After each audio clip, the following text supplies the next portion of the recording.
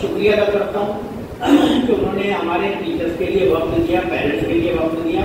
मैं आप सबसे, हमारी बहनों से, हमारे भाइयों से, जो पेरेंट्स के टीचर्स, हमारी मजबूरी होती है। देखो, मैं बच्चों को पूरी तरीके से छुट्टी देने के बाद सिर्फ ये नहीं काम कर सकता हूँ, हमारे स्कूल भी चलाना है, उनको पढ़ाना है, उनकी जो जिम्मेदारियां टीचर भाग भाग के पूरी करते हैं, गवर्नमेंट के काम बीच में आते हैं वो भी पूरा करना है, और जो काम स्कूल की जानिब से अलग से दिए जाते हैं उनको वो भी उनको पूरे करने हैं।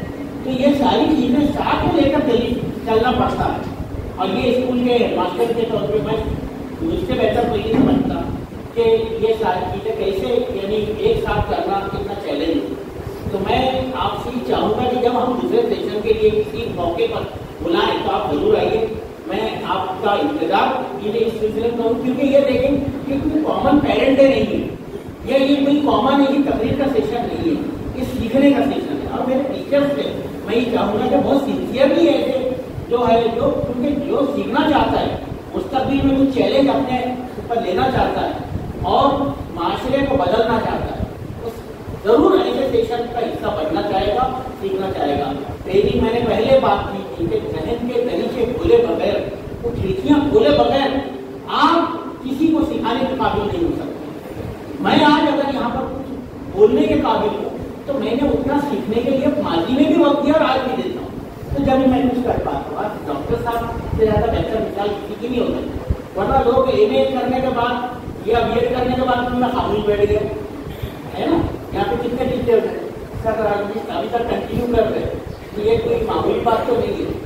दूसरा ये कि ये जो प्राइमरी सेशन है, एक सेशन 4 तारीख को बच्चों के साथ में होने वाला है, और वो बच्चों के लिए हमने इनका उस वक्त तरीका बदल जाएगा या पूरा मैटर बदल जाएगा, तो वहाँ पे सिर्फ एडोलसेंट्स होंगे।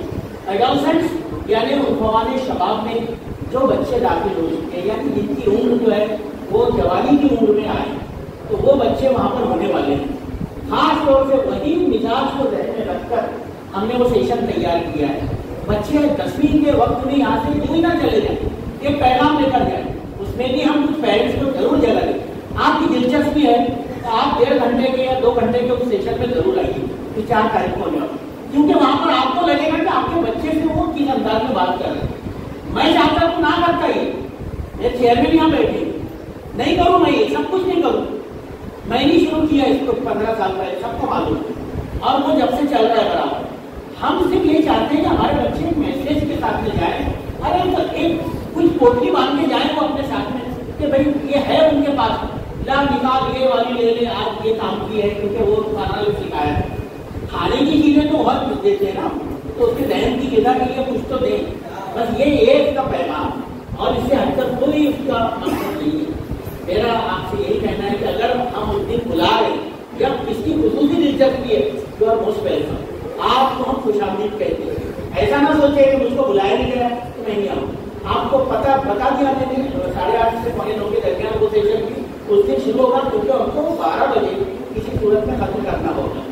तो इसलिए आप जरूर आए 8:30 बजे आके यहाँ पर नीचे। उस दिन हमको स्कूल शॉर्ट करना ही है, लाभ आना, और बच्चे सब भेज दिए जाएंगे, जितने बच्चे। लेकिन मैं चाहता हूँ कि मैं ऐसा, क्योंकि 100% रिजल्ट नहीं मिलते हर जगह पर, और इसको मुझको समझ के चलना पड़ता है, टीचर को भी समझ के चलना चाहिए।